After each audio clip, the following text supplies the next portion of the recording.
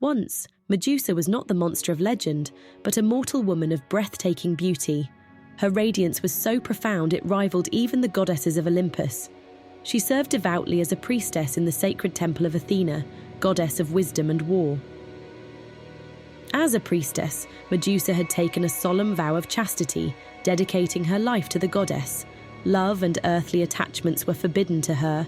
Yet, her extraordinary beauty drew the gaze of many, including the mighty Poseidon, god of the seas, who became consumed by an overwhelming desire for her.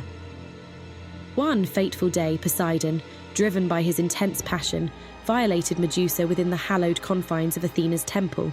This act desecrated the sacred space, an unforgivable offense in the eyes of the stern goddess. Athena's fury burned fiercely, but her wrath did not fall upon the powerful sea god.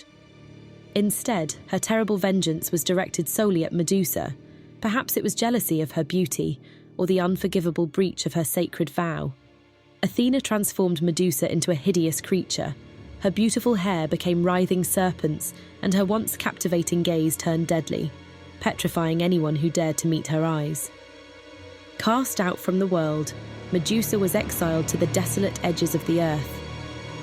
There she lived in utter isolation, a terrifying figure consumed by sorrow and the pain of her unjust fate. She was a symbol of horror, though once she had been a symbol of unparalleled beauty. Those who by chance or folly approached her lair were instantly turned to stone. Her existence became a tragic paradox, a victim of divine injustice, forced to inflict the very terror that defined her cursed being. She lived in a perpetual state of loneliness, forever marked by betrayal. Years later, King Polydectes, seeking to rid himself of the hero Perseus, sent him on a seemingly impossible quest to retrieve Medusa's head. This mission was a death sentence, yet the gods, perhaps pitying Medusa or aiding Perseus, intervened. Athena granted Perseus a mirrored shield, allowing him to see Medusa without meeting her gaze. Hermes provided a sharp sword and winged sandals for swift flight. Hades lent his helmet of invisibility, ensuring stealth. Thus armed, Perseus flew to Medusa's lair and while she slept, severed her monstrous head. From her spilled blood, her children with Poseidon were born, the winged horse Pegasus and the warrior Chrysaor.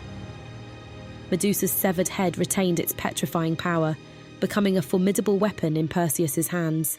He used it to turn his enemies to stone, fulfilling his heroic destiny.